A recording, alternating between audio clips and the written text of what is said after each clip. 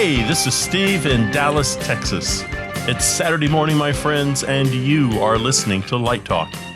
Good morning. This is Stan coming to you from Gainesville in Florida.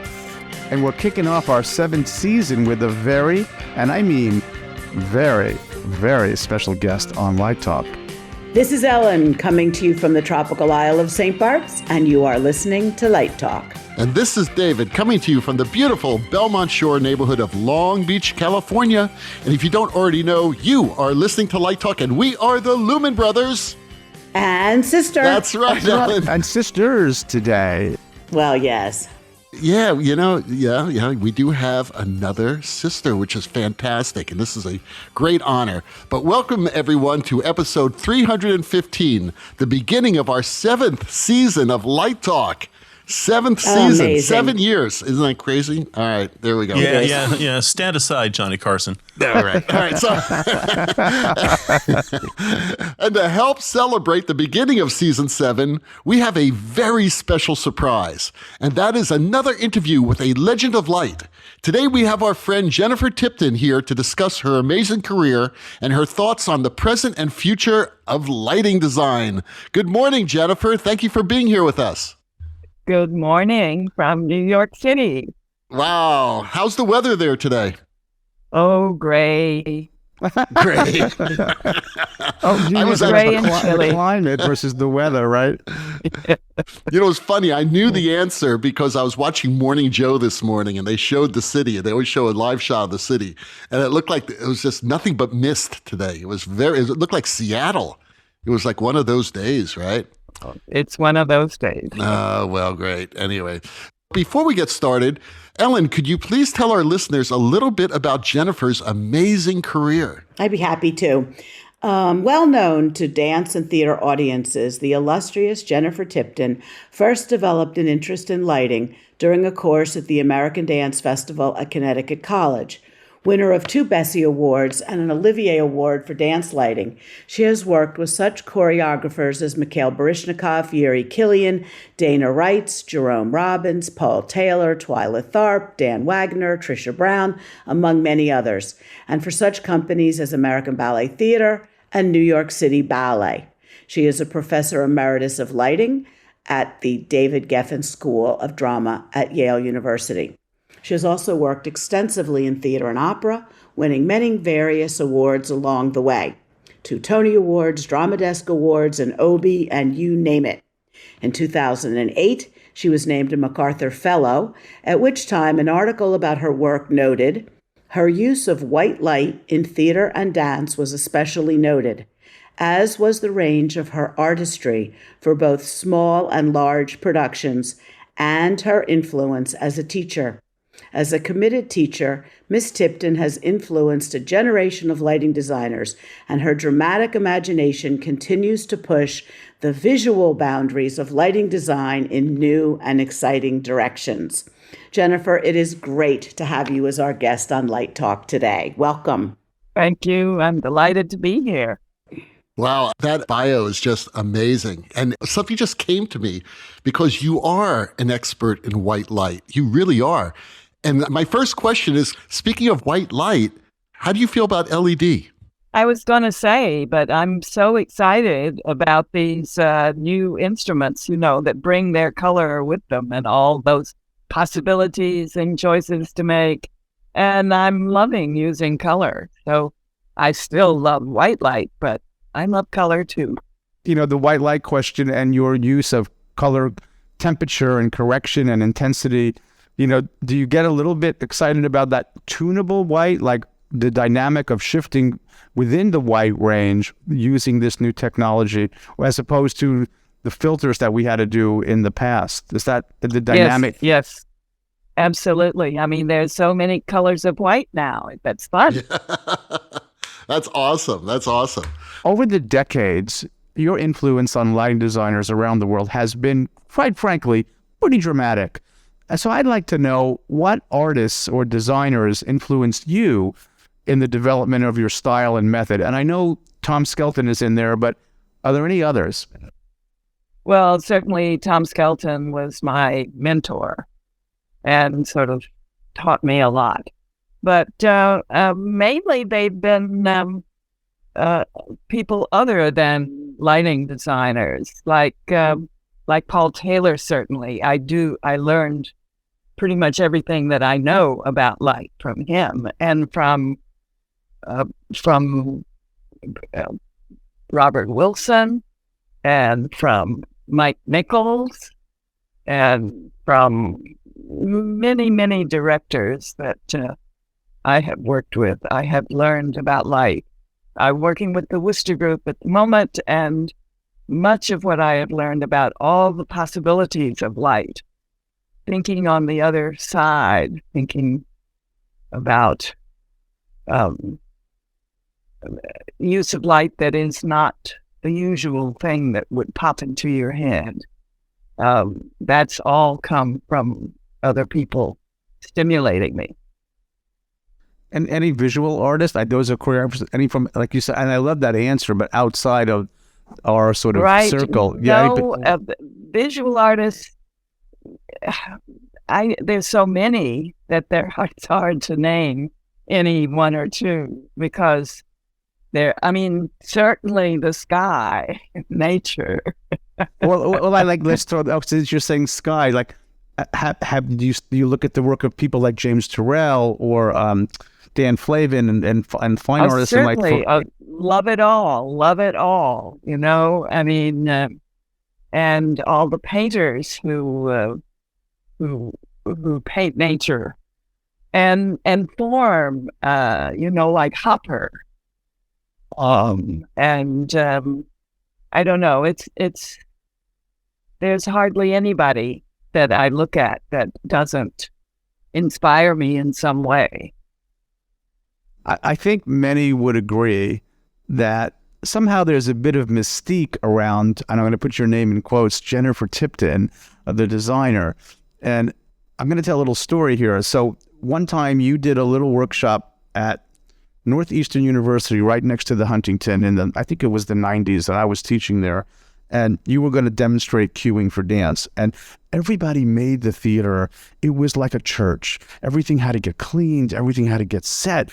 It was very like, wow, this is going to be a holy event. It was quiet, dark, and you came in and you were escorted through the backstage, and you were wearing, I don't know, some kind of a wrap or a black cape, and it was really sort of a thing, right? And they had a God mic for you, and you were cueing into the headset, but we were hearing you over the speakers like the goddess of light. And so I wonder if that mystique is something that you intentionally developed, or is it something that just happened, or maybe it's something you don't even agree with and it's a silly notion?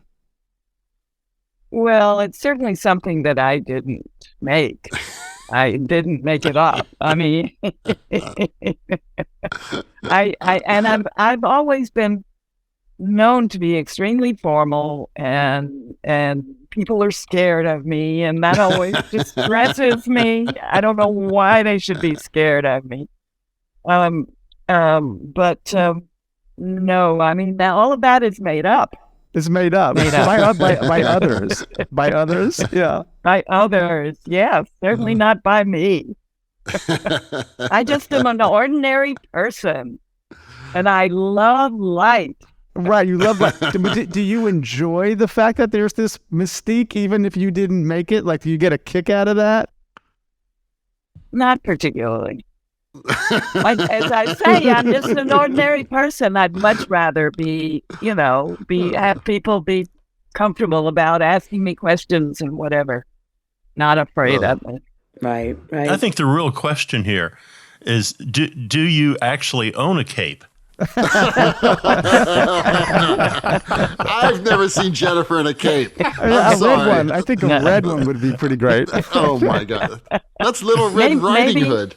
Maybe I'll consider it now. Maybe I'll get a whole wardrobe of capes and see just how mystical I can be. That's right. You could be like Rick Wakeman from funny. Yes, and just wear a cape all the time. We've read a lot of articles about you. Certainly, I have my students read articles about you, and there are references to this. Yes, I know, but they didn't ask my advice. Right. I didn't check with you Well, first. hang on here. Hang on. Let me go off script here. So I've got a serious question for you. So this idea about the mystery around Jennifer Tipton, seriously now, what is your superpower as a lighting designer? What is it that you have that we're all trying to figure out? Light. Inside. The mystery of the universe. Jennifer has it. Good enough. We'll take it. When the aliens open the time capsule, they can say, "Look, this woman knew about it 20,000 years ago and didn't tell anybody." She kept it with her. That's funny.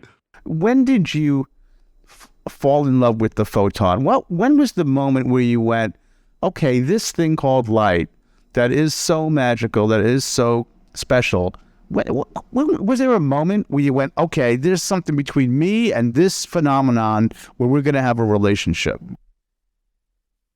Well, thinking back on it, I mean, I went to college wanting to be the first person on the moon. But there is moonlight, and I think that had something to do with light. So I think it was pretty, I remember lying on my back, looking at the starry night as a kid. And I think that may be when I started falling in love with light. Now we got somewhere. I can picture that. I can just picture you in a field in Ohio or wherever that was going. And I think we've all had that. We've all had this sort of moment of, this is the thing that really fascinates me.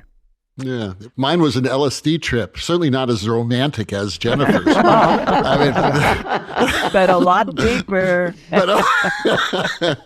Looking at the colors and the. Anyway, I like Jennifer's image better, David. I do too. Well, speaking of image, I know Jennifer wants to talk about composition. And how she, in an email, when we asked her, and I really want to talk about composition, and that is so key to what lighting designers do in terms of stage picture. Maybe you want to just riff on that a little bit, Jennifer, composition. Yes, because I truly think it's the most important element that's involved. And the older I get, the more I just really enjoy my work. And being the challenge of making it clear that people being audience, knows where to look and when to look there, and knows so much information that the light is giving it, without, of course, ever being aware of what is doing that. But and most of it is composition. Most of it is this one color relative to another color, knowing where to look, having a focus, not having everything be sort of equal, but having a focus, and therefore being able to let the eye go from one place to the other once you have that focus. It just, to me, is a wonderful thing to come back, once I've finished the light, to come back and look and to see it. You've talked about being a painter in the past. I've heard you speak about light, of course, doesn't behave like paint. That's a direct quote from you. But yet, when we look at your work, I think we are seeing a painter of light. There's a wonderful quote, I think it was in the New York Times, where you said that that you feel that light is like music in some abstract, emotional, non-cerebral, non-literary way. It makes us feel, it makes us see, it makes us think, all without knowing exactly how and why. I certainly feel it's the glue of a production. If the scenery and costumes don't exactly go together, light can marry them. And I love that, all that. That is beautiful. Absolutely. Light can take us as music can. Light can take us from one space to another space, from one place to another place without, just easily. But, I love light. It's wonderful. I think you began with Paul Taylor as a lighting designer and obviously have worked with major choreographers all over the world. And I was just wondering if you can talk a little about some of the specific challenges of dance lighting. The difference between theater lighting or drama lighting and dance lighting, shall I say, is that in the theater, you have a director who is a person whose point of view matters. That's what you're doing when you do a piece of theater. In dance, it's the choreography, it's the maker, it's the playwright, if you would. It is the choreographer. And that's very exciting to be working with the choreographer, working with the maker. And I always ask the choreographer not to tell me anything about the work before I see it the first time, so I can truly be the audience and say to him or her that, oh yes, you think the ghost is over here? Well, I didn't really feel it over there. So you do have to make some changes, or maybe we can work together, or whatever. It may be a more abstract idea that doesn't work, but you're making the piece together. The light and the movement and the music make the piece together. So that's exciting to me. Do you often get called back to relight your own work, like with Paul Taylor or with some of the Trisha Brown pieces? I know that like Stephen Petronio's been doing Bloodlines and bringing back a lot of old pieces. Do you relight your own work? And if you do you want to update it? I have always felt strongly about not updating it unless the choreographer has updated it. And therefore, I don't know the person who did that piece 10 years ago. And working with Paul Taylor, there was just once, that Paul said, "Oh, we're going back into the theater," and that was because in Last Look, which has panels of mirror on stage, and it's called Last Look, so it's an ugly dance. And I said to myself, in going into that, oh, great, this throwing the light around with those mirrors is going to be just terrific. And of course, it went into the audience, and the audience hated it. And many of them asked for their money back. And so Paul said, we can't do this. We can't do this. We have to change it. So we went back into the theater and changed it. So there was no light into the audience eyes. So I think of Jerry Robbins. You see, Jerry was attached to a company, so he saw all the performances of the work. So the opening was not a big deal. It was just the first of the many that were to come. And so he changed without me. He changed light happily and liberally. But primarily, I feel that I don't know the person who did the light intimately, so I don't want to change it. And I have a good way of writing it down, so I know that I'm doing it the way that it was done originally. But is that the case if it's your own light, like a Paul Taylor piece that comes back 20 years later and you Absolutely. go, oh, yeah. Absolutely. Though I might say that that with some pieces like that have come back, they've clearly needed the technology that we have now and can finally come into their own and be much brighter and so be the way that they should be. So I do differentiate with, I just feel like I'm not changing the piece, but improving it. The piece that you did recently, Our Days and Nights. Can you talk about that a little bit? It sort of all began when I was doing a workshop with Dana Wrights. And in the workshop, it's a group of about 20 people. We all sit and look at light. And it's so quiet and it's so wonderful. And the light changes and the space changes the space, and it changes the temperature. And it's always been such a terrific experience. I thought that I would like to do that someday myself, just the work itself from me. And so one day, Major Baryshnikov called me and he said, "I want to give you $50,000. And I said, "I'll take it." Well, it was the Cunningham Cage Award. And so I took that money and spent it on light. And I decided that I wanted to sort of give a history of the light of the world, the earth. And I kept bumping up, it includes humans. So I needed to have 2 human beings in that. And I called them human beings, a man and a woman. So it was sound and light and human beings. Next one I do maybe will be just light. I'll accept the challenge. Just that moon, huh? It's that moon, yes, it's that moon. But anyway, so that was our days and night, which had only 3 performances, and they were sold out. And there were lots of people who wanted to see it, but I wanted them to see it, but there wasn't time. Hopefully we'll be able to do it again.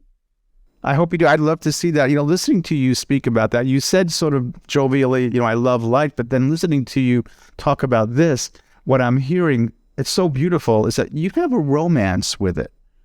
It's very romantic, in a way. And it's something that I should imbue in my students, that, you have to fall in love with it. And I think you really, I think that's what comes across in the work, because you are in love with it. Truly. Yeah, truly, you are. Yeah. And it's really, there's your title, David, A Romance with Light.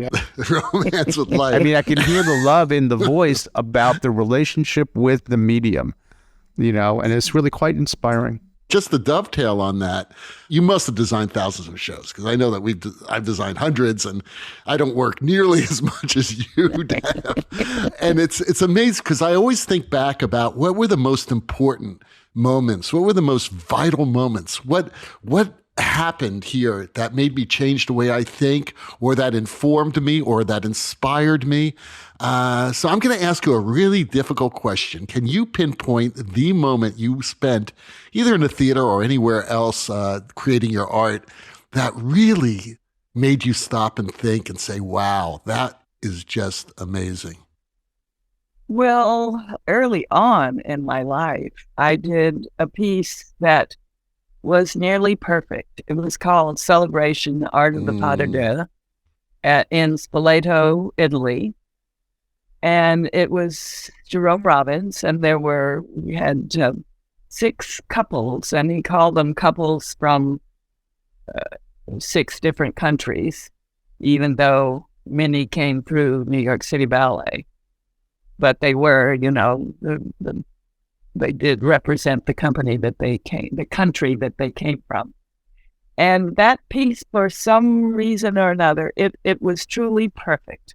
And at the end of it, there was only one thing that I would have wanted to change if I could have, and I couldn't. And that was because I wanted to change the color in a light that was unreachable. So it had to be the wrong color for one of I used it in 2 dances, and it needed to be the wrong color for one of them. But so there was that, and that to me sort of has been what I have been aiming for all of my life. But you've gotten really close, I'm sure, on a lot of shows, right? I mean, what was the most awesome moment where you just said, like, that's really great? Working with the Wooster Group for the first time and using bounce light, that bounce cards, light that really bounced, was very soft and bounced off of matte white. cards. That too, to find that and explore that, and to bounce off white costumes. So bounce light to me was a huge discovery. In how the beauty of indirect light. Yeah. Right. Yeah. I'm going to be a genie and ask you if there's any technology that you wish existed right now, what would it be for your work as an artist? I don't know. I'm a dinosaur. No, you're not. I like what I grew up with. Yeah. So, and I always say, there is only one good place for a light, one right place for a light. And if you want it to be two colors, that's already a compromise. Right. So this idea of moving lights, it's a whole new ball game for me. And I certainly have enjoyed it. It isn't that I hate it, but it's certainly new, and it's certainly, if I were beginning it now, I would think about it differently. I would think about the craft of it differently, I think. Interesting. Would you like to be able to talk to a light board and tell it what to do, and it would directly respond? And then if it did it wrong, you could say, no, I mean like this. I mean, with that, in terms of the communication link, because sometimes there's the wonderful collaboration between you and a programmer or somebody on the team, or having that. Would that be would you relish a more direct relationship, like brush to canvas or just write to canvas without even have to pick up a brush? I mean, just from your mind. I mean, that's maybe coming, and I'm just curious if you have a reaction to that. No, it's true. And and of course, I mean, that's so that you don't, you wouldn't have to look at the paper so much. And I can imagine enjoying that, even though I do enjoy working with a good programmer. That is coming. That's ChatGPT, and it's it's coming, right? And it's going to be very interesting. We've talked about that on our show quite a bit with Bob Bonyol and a lot of people like that who are really into this technology right now. It's changing our world, and it's going to change it in the next few years, which is really freaking us out. And it will know what colors you like to use together. That's right. That's right. And I'm looking forward to the time I could turn to a lighting board and say, "Could you please make this cue look like Jennifer Tipton designed it?" It'll be a Tipton library. And it will, right? And I'm sure it will have the possibility of doing things like that. Right. Yes? That's right, because it'll know all your work. Which is really scary. I love it. That is scary. That's the sadness of doing all this work, is that there's nobody in the world who's seen it all except me. That's right. Isn't that kind of cool? Yeah. On one day, maybe. Yeah. I mean, not so. This is how I've always rationalized the temporal nature of theater. I think it's really cool that no one else is going to see this, that the show's going to end.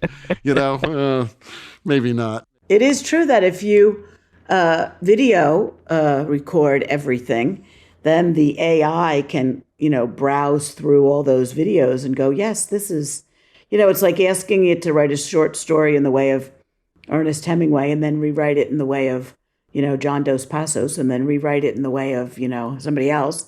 And then you say, okay, light this in the style of Jennifer Tipton, light this in the style of Don Holder, light this, and then it will scan all the videos and give you back what you're asking for. Well, maybe it'll give you back what was interesting. I don't know if you heard about this guy who won an art contest in Colorado, and he did it with an image, and it was quite beautiful. And it took him, he said, 80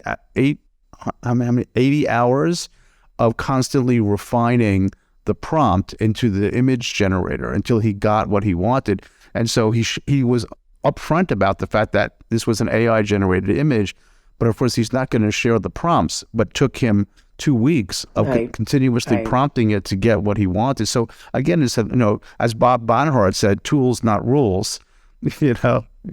You know, Jennifer, I remembered when I first met you, and you told me the best way to start designing for dance was to first become a stage manager.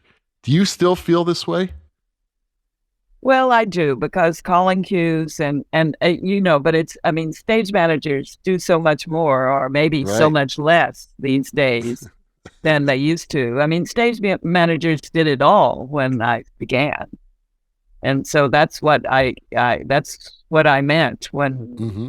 I said that, because to do it, to hang it, to focus it, to cue it, to then call the cues, you really intimately know what's going on. Now that doesn't happen always these days. So, but I still feel that traveling with a dance company is a great way to learn about light. I wanted to try to learn as much about you in a week as I could. So I started reading everything I could find about you. And one of the things that surprised me that I didn't know was that you had spent some time with Garland Wright at the Guthrie Theater, and you were called upon to direct The Tempest. What made you decide to put on that directorial hat? Well, Garland asked me, and I said, "Garland, why are you asking me to do that?" And he said, because I wanted to do The Tempest, but I could imagine every director that I thought of, I could imagine what it would look like. But with you, I couldn't imagine what it would look like. Oh, interesting. So I wanted you to do it. So it took me about 2 months to decide yes or no, because it was a really terrifying experience. And so I said yes. So, but it was his idea, never my idea. Okay, so the follow-up to that is, how did you put together a design team? Yes, well, John Conklin did it, and a friend of mine from Hans-Peter Kuhn from Germany did the sound, and then a student of mine did it. I knew I didn't want to do the lighting because I knew that I would be too involved to do that. And so, and it was pretty good. There was only one thing that I told him, so that he had to do. Only one note? Only one, yeah. My God. I tried not to get involved, but I had to on that one occasion. That's funny you say that, because I wonder how many notes do you get on a normal show? That's a great from question, David. It depends, of course, on the director. Of course. and the vision. I mean, how closely I can get into the director's vision. If I'm pretty close, then there are fewer notes. Right. So it hasn't changed over the years, then, you're saying? Not really. Not Yeah. really. I mean, So people aren't afraid of you. directors are directors. Directors. Well, directors are directors, but what about Robert Wilson? I've watched some of his lighting rehearsals, and he Oh, is my God. very precise. Yes, but funny. Bob is interested in doing the lighting that he likes to do, Yeah, right. and all the other stuff he'll leave to that other lighting designer that's there. Right. Right. Oh, So my. you've got to pull it together. You've got to pull it together behind him. Go on behind him and pull it together. Right. So, Right. Name a few of your favorite directors to work with. well, Bob is certainly one, Yeah. and Joanne Acolaitis, Mm, and Mike Nichols, Yeah. mhm. and let's see, and Garland Wright. I did a couple of wonderful productions with Garland. Right, sure, who I've been working with recently, Oh, he's wonderful. and Richard Nelson. So there are many, and they're different. Was that Tempest the beginning and the end of your directorial career? Pretty much. I did a workshop at Yale, and it was just terrible. I mean, I was terrible. No, you weren't. It didn't work at all. It didn't work at all. So that was the real end. But I'm not a director. Are there lighting designers who are sort of your direct disciples, as it were? Well, like, what's the next generation? That's a very good question. And I am so happy that I have managed not to clone myself in my teaching. I tried very hard not to. And it was very interesting to me because there was one year that I couldn't, I was too busy. I couldn't be there for half the year, let's say, half the first year. And so the dean said, well, why don't we get one person rather than having lots of people come? Why don't we have one person who comes? So there was one person who did the supervision, did the teaching while I was gone. And I came back, and we always had two students. And these two were so different. And they produced a plot, and it was the same plot. And, someone had said to them, this is the way you do it, which I have never said. I've said, this is the way that I do it, but I've never said, this is the way you should do it. You have a beautiful foreword in Steve Shelley's book about that thing, and I remember it by heart. Is that there is a method, and you can learn that way first, and then you learn your way, right? And I always thought that was a good edict, a good principle. Well, as McCandless said, a method, not the method. Right. That's right. Right. Exactly. That's right. Exactly. I think that's the biggest struggle that lighting teachers have, is to learn how to do this, or any artist for that matter, any teacher, person teaching art, is how you remove your own art and your own style from undue influence. People can be inspired by you, by your work, but that doesn't mean they have to become your clone. Right. And Exactly. I think a lot of people suffer from that. A lot of teachers suffer from that. Too many suffer from that. It feels like a tightrope walk all the time. Well, I think that's a segue into my last question then, is since you gave your lighting designer at Guthrie one note, what is the one note you want to share with some of our younger listeners as they start their careers as designers? Perfect. No, I think I simply said that should be a downlight. Well, there you go. You heard it from Jennifer Tipton. All you need is a downlight No, to start your I career. hate downlight. I hate downlight. As a matter of fact, I always said no downlight. Right. No downlights and paper no flat. downlights allowed. Oh my God, that's funny. It's not architecture, it's theater. Stop with the downlights. Right. Well, that's like Lar Lubavitch. For a while there, he was on a jihad against side lighting. So Jennifer's on a jihad against downlight. I think Clifton Taylor told me when his early lighting students, they are not, because they work in plan, but he says he has the edict, no downlights. You got to do this plot with no downlights. Yeah. There you go. I'm for that too. Me too. Just side light. That's all I need. Just give me some side light or any light that's not downlight. Back is nice. Back is nice. Diagonal back is better. Diagonal back. We love it, right? My Headlight, favorite. shin kicker is everything, but the hell with that Downlight doesn't light anything but the floor. And the top of Exactly. somebody's head. Just right. lights the floor. And the it tip of lights their the nose. floor. And creates shadows. It's awful. Okay, enough. There might be a moment for it, but And the moment right now is to end the show. So, Jennifer, thank you so much for being with us this morning. It was wonderful talking with you again, and for you to share your amazing, just a tiny fraction of your amazing career with us. And our listeners are going to love it. We have a lot of students who listen to the show. By the way, we had a high school student on last week who's a listener of our show, and he was amazing. His name was Clayton. Quite articulate. And it's wonderful that we can have people like you on the show for these students, because he's going to eat this up. David, you'll have to tell Jennifer I think this show is going to get a lot of downloads. It's going to be a hit. Okay. Well, it will be a big show. We are quite popular throughout the world, especially in the Faroe Islands.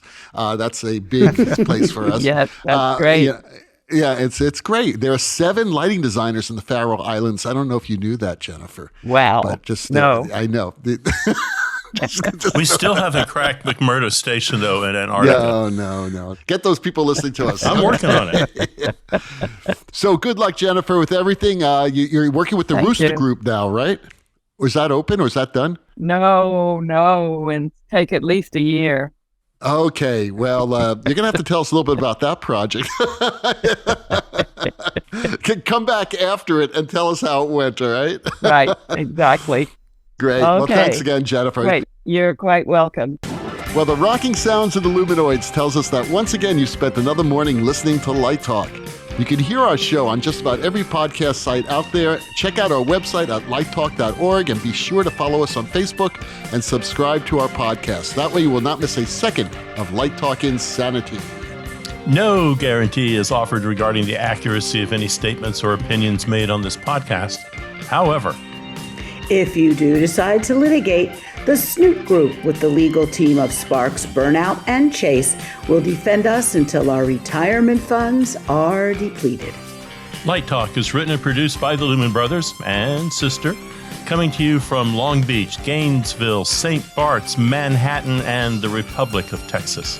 And be sure to join us next week when we talk about more lighting shenanigans and serve you more of our casserole of nonsense. I'm going to alter my line tonight and say Light Talk is broadcasting not questionable, but unquestionable Lumen knowledge on this show and a little bit of humor around the world. So, Jennifer, thank you again for being with us this morning, and we'll see you all next Saturday morning. Bye-bye from Light Talk. Thank you. Bye-bye. Toodles. Thank you. Thank you.